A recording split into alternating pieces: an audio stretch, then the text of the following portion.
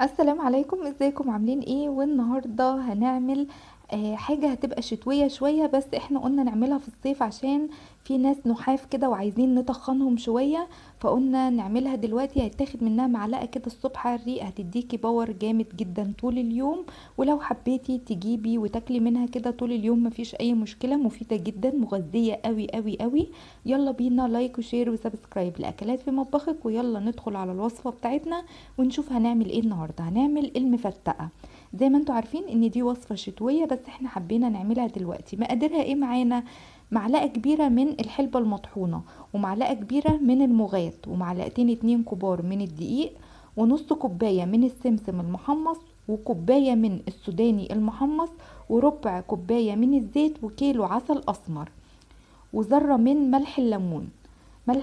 ملح الليمون ده بتجيبيه من عند العطار. نقول مقاديرنا تاني مع بعض: معلقة كبيرة من الحلبة المطحونة، معلقة كبيرة من المغات، معلقتين اتنين كبار من الدقيق، ربع كوباية من الزيت، كوباية من السوداني المحمص، نص كوباية من السمسم المحمص، وكيلو من العسل الأسمر. أول حاجة هنجيب حلة كده ونحطها على النار، ونحط فيها ربع كوباية من الزيت. هنمشي مع بعض واحدة واحدة، تخلي النار متوسطة. الحلة اللي تشتغلي فيها تكون حلة سلستين او ألمونيا. بلاش ان احنا نحط اي اطقم تانية عشان ما تبص معانا. يا تكون سلستين يا ألمونيا، ويكون المعلقة اللي انت هتستعمليها خشب عشان الحرارة وعشان ايديكي.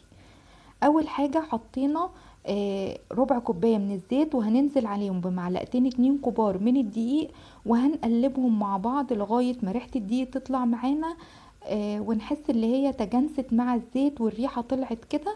هنبتدي بقى ننزل ببقية مقاديرنا اللي هنقول عليها دلوقتي.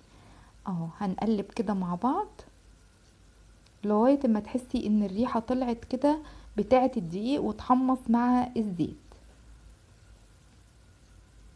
ايدك شغالة تقليب زي ما انت شايفاني شغالة كده، ما تسيبهاش وتسهي عشان الدقيق ما ينحرقش في قلب الزيت ويعملك طعم وحش او طعم ممرر. بعد كده هنجيب مقاديرنا اللي هي الجافة. دلوقتي هنحط معلقة الحلبة المطحونة، سواء حلبة مغات او اللي هي محوجة قصدي، او حلبة سادة وتكون مطحونة ناعم. انا بجيبها من عند العطار زي ما انتوا شايفينها كده. هننزل بمعلقة كبيرة من الحلبة المطحونة ناعم، ومعلقة كبيرة من المغات اللي هي برضو مطحونة ناعم. بتروحي عند العطار وتقولي له انا عايزة حلبة مطحونة وعايزة مغات مطحونة. اهو، ونقلبهم كده برضو مع بعض لغاية ما الريحة بقى تطلع وتشم الريحة الجميلة معاكي، وتبتدي ان اللون يغمق سنة اهي. وايدك شغالة فيها تقليب برضو عشان ما تتلسعش من تحت او ما يحصلش اي حاجة. مجرد ما اللون يغمق معانا سنة كده بسيطة، يعني ما تسيبوش يتحرق، لا يا دوب بس تقلبتين تلاتة كده هتلاقي كله تجانس مع بعضه. هتبتدي بقى تنزلي بكوباية السوداني المحمصة، ونص كوباية من السمسم السوداني. يا جماعة انا بحمصه بعد كده اكسره بايدي عشوائي كده. حابة ان انتي تسيبيه صحيح زي ما هو براحتك، بس انا عشان ما يبقاش كبير قوي والشكل يبقى باين كبير، انا بكسره كده الواحدة نصين تلاتة كده. وتبتدي ايدك بقى تقلب كويس فيهم لغاية ما تحسي بتكتكة كده، وان كله برضو اتحمص وتجانس مع بعضه. طبعا كله محمص، يا دوب احنا بس بنشممه النار وتحسي ان هو متكتك كده معاكي، وايدك تاخد كام تقليبة فيه اهو. صفيحة العسل اللي انتوا شايفيني جايباها دي كيلو ونص من العسل. دي صفيحة على بعضها كده، والعسل بتاعها بصراحة طلع كويس وممتاز جدا. اخدت منها كيلو، يعني هتشوفوني دلوقتي نقصت منها كيلو في قلب شفشق عندي مدرج كده. فمليت لغاية ما وصل كيلو فيه، وقمت هحطه دلوقتي على الخليط ده، وسبت النص التاني في قلب الصفيحة عادي ان هم ياكلوا منه كده. بنقلب زي ما انتوا شايفين عشان كل حاجة تتجانس مع بعضها كويس. وبعد كده هننزل بالعسل الاسمر دلوقتي، اللي هتشوفوه شوفوا بقى هو عامل ازاي وتقيل وجميل ازاي. اهو بصوا ايديا شغالة فيه ازاي. انا ايدي دلوقتي رايحة في جميع الاتجاهات، مجرد ما هنزل بالعسل ايدي تمشي في اتجاه واحد. يعني ايدك دلوقتي ماشية عادي في جميع الاتجاهات بتقلبي، بس العسل لما هينزل تمشي في اتجاه واحد عشان ما يسكرش معاكي او ما يحصلش اي حاجة. ادي العسل الاسمر اهو، بصوا جميل ازاي، بسم الله ما شاء الله. هنجيب سباتيولا دلوقتي وننزل كل اللي في قلب الشفشق اللي انتوا شايفينه ده. حطيناه اهو. هنجيب بقى سباتيولا دلوقتي وهصفي كل ده دلوقتي. المعلقه الخشب طبعا مش هتنفع، فالسباتيولا هتجيب لي كل اللي في الشفشق دلوقتي من العسل عشان ما نسيبش اي حاجه. ده كيلو، المقادير دي لكيلو من العسل. هتعملي زياده ضعفي الكميات، كل كميه احنا قلنا عليها ضعفيها. هتعملي كيلو 2 3 عسل، ضعفي الكميات اللي احنا قلنا عليها دي، وهتديكي نتيجة ممتازة وهايلة. لو انت حابة تعملي كمية كبيرة، انا حبيت اعمل بس كيلو دلوقتي عشان اوريكي الطريقة والوصفة. احنا كنا مضطرين ان احنا نعملها عشان النحافة اللي موجودة عندنا عايزينها تتخن شوية.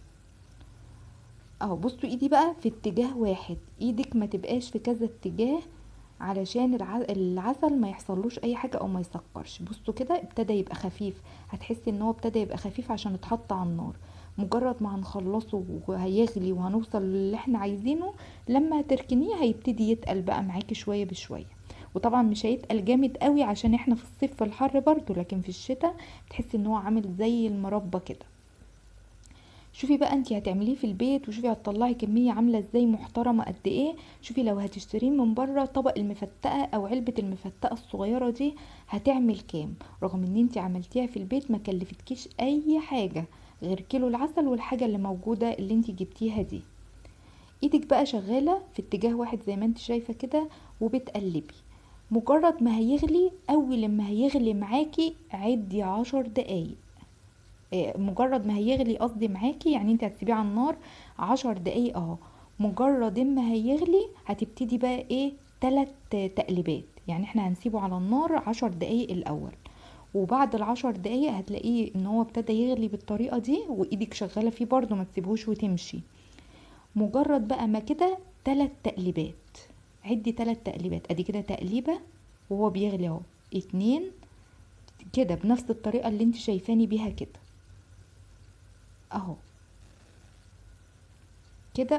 بصوا يعني كبروا الحلة شوية عشان انا كنت بشيله كل شوية عشان بحس ان هو هيفور مني. 3 تقليبات زي ما انتوا شفتوني عملتهم كده، يعني تقليبة وتسكتي وتقليبة وتسكتي وتقليبة وتسكتي اهو. شفتوا انا كنت بحس ان هو هيفور مني، فببتدي ان انا اشيله بس كده من على النار.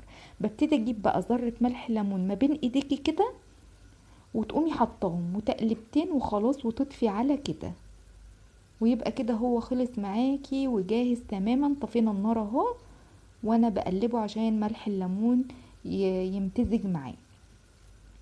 بس على كده خلص معايا. على كده هسيبه بقى لغاية اما يبرد، وهنبتدي ان احنا نعبيه في البرطمانات اللي احنا موجودة عندنا.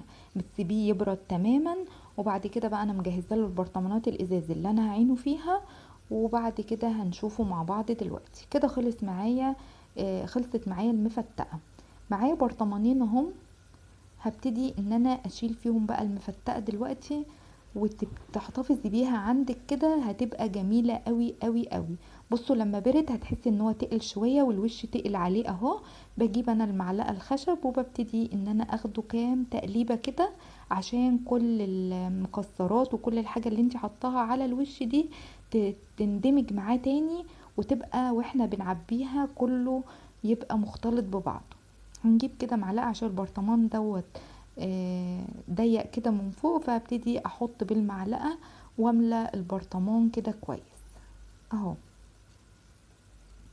بصوا بقى المفتقة اهي مفيش اسهل منها في الشتاء طبعا. دي يعني من اساسيات الشتاء.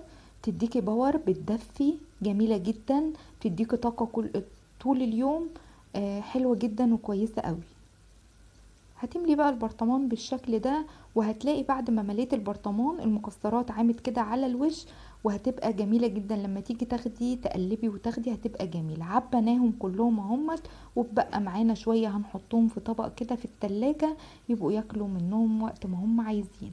وادي البرطمانات بتاعتنا اهي خلصت واتملت. بصوا بقى الوش، بصوا بقى السوداني والسمسم عام على الوش ازاي اهو زي ما انتوا شايفين. شوفي بقى من بره لما تجيبيه هتبقي ضمناه وضامنه نظافته وحلاوته وجودته زي ما انتي عاملاه في البيت، ولا اللي بره هيكون احسن. طبعا دي ارزاق والناس كلها بتسترزق من بره، مقلناش حاجة، بس انا عن نفسي بحب اعمل الحاجة في البيت. بكش شوية من الحاجة اللي بتبقى بره، يعني بيجيلي كده في دماغي ان هما لا مش عاملينها كويس، لا مش عاملينها بنظافة كويس، رغم الناس كلها نظيفة وكل حاجة، بس طبعا حاجة البياعة دي بتبقى غير الحاجة اللي انتي بتعمليها في البيت. اتمنى الفيديو يعجبك، اتمنى ان انتي تجربي المفتقة. احلى واجمل متابعين في الدنيا.